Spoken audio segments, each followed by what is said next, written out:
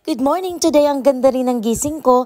Pagkagising ko, diretso ako jogging. Tulog pa silang lahat, nag-jogging ako. Tapos pagbalik ko naman, pag-uwi ko naman, gising na si Pangga at gising na si Kosey. At nakikita ko, nanonood nga siya ng TV. Dinistract natin si Baby Boy. Para naman minsan guys, alam naman natin, hindi natin maipagkakailan na nagti-TV talaga. Nakakatulong din sa atin na may TV at may mga gadgets. Especially pag busy tayo na hindi tayo dapat istorbohin.